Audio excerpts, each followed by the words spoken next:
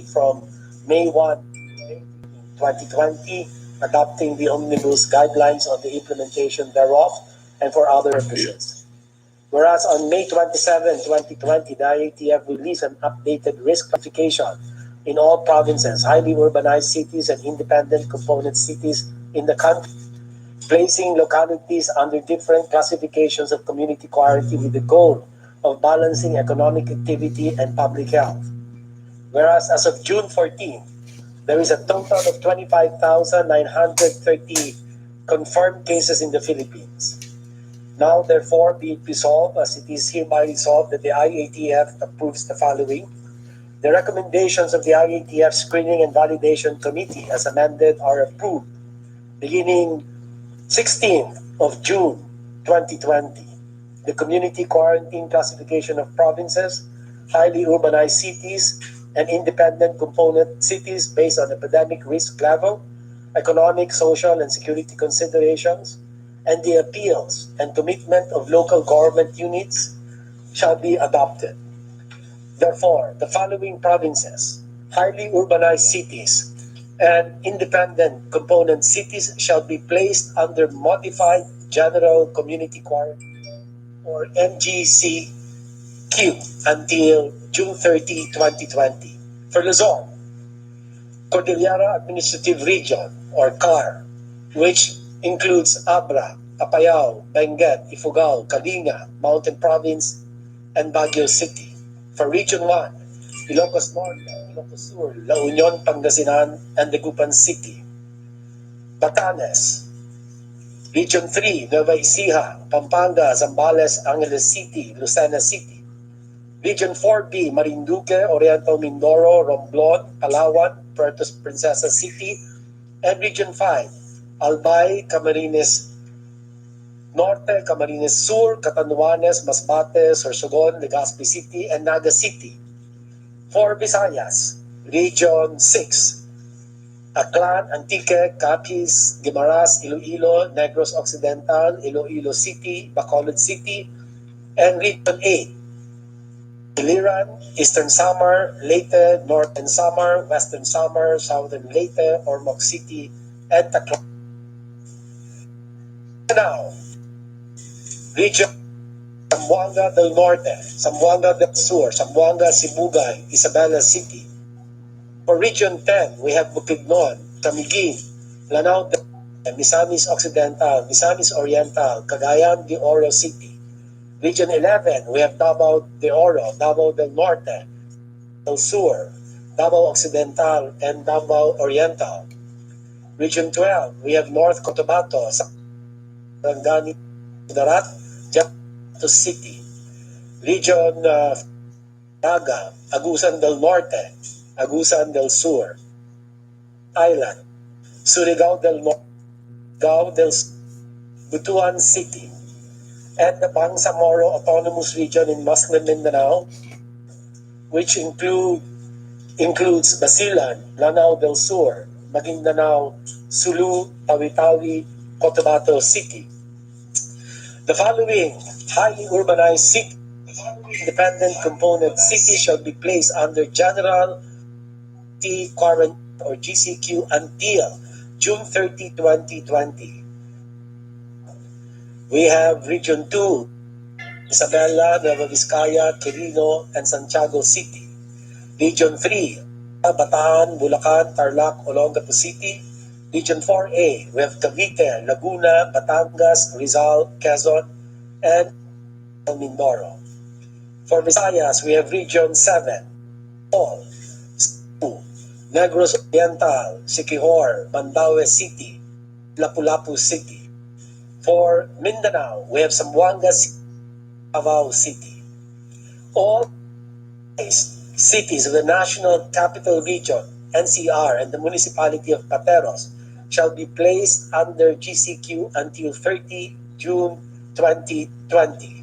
The NCR Regional Task Force RTF is hereby directed to monitor health system capacity and utilization rates across health facilities and ensure strict compliance to surveillance, isolation, treatment, and minimum health system standards. Due to the increasing number of new cases and widespread community transmission in majority of barangays in the city, as well as the consistent case doubling time of less than 7 days, and significant increase in critical care utilization against critical care capacity, Cebu City shall be placed under enhanced community quarantine. This is the recommendation, Mr. President, for Cebu City to be escalated back to ECQ. For the same reasons, Talisay City, a component city under the province of Cebu, shall be placed under Modified Enhanced Community Quarantine or MECQ until June 30, 2020. All provinces, highly urbanized cities, and independent component cities are directed to observe the strict enforcement of the following measures. Minimum public health standards, especially uniform implementation in high-risk areas, such as healthcare settings, wet markets, supermarkets, government and workplaces, among others. Localized community quarantine in priority critical areas with community transmission with concurrence of the RIATF. Immediate facility-based isolation of all returning citizens, suspect, and probable cases. Scaling up of local health system capacity, especially for community isolation and critical care, including dedicated mechanical ventilators, ICU, isolation and ward beds for COVID-19 cases. Last but not least, submission of complete and accurate data through COVID Kaya and DOH data collect. The regional COVID special teams in cooperation with the regional task force are directed to A. Oversee and assist surveillance monitoring and contact tracing of suspect and probable cases with full mobilization of composite teams in areas with continuous transmission. Develop a ground operations plan to urgently execute control and public health measures in the next 2 weeks.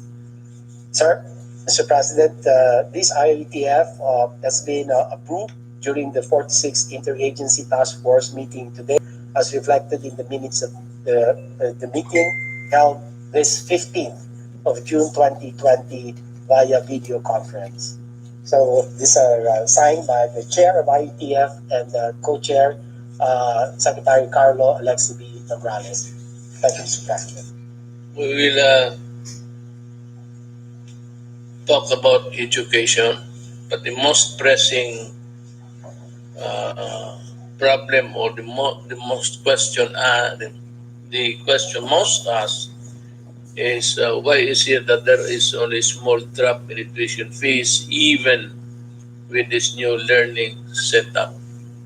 You can answer that later and you can have your own order of talking.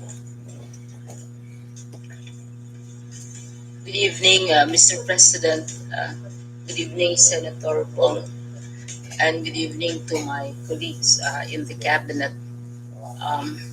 Mr. President, I am we indebted are truly appreciative of this opportunity to brief you on the latest developments in education, because education is everyone's business, from the parents to the business people and of course our learners and our teachers. I would like to take up three items with you in my presentation. One is we'd like to share with you the latest enrollment data. Mr. President, we started enrollment period June 1 to 30 online.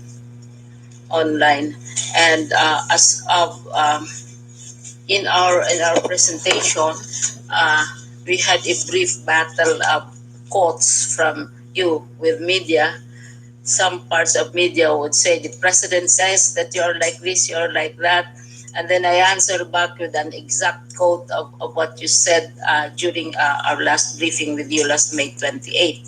But thankfully that issue has now been resolved, because media is now busy with other concerns, especially court cases. Sagutan, parang religious debate, Mr. President, na sagutan about the same source. Sabi ni President gano'n, tapos kami naman, sabi ni President ganyan. But we took your exact words. Anyway, insofar as enrollment, Mr. President, are concerned, enrollment numbers, we started enrollment June 1, and right now, supposedly the 15th day of the month, but it's actually mga 12 days lang ito, including the holidays, 11 days. It's already 10,654,795 learners, 10.6 million enrolling online with their parents, because we are not allowing any physical enrollment. The highest, of course, is ang highest is region 4A, and then you have region 3 and region 4. At the same time, also those who are most vocal and about their concerns on the opening of school, Mr. President, are of course the LGUs, because education takes place in their territory. So now LGU support has been coming in, and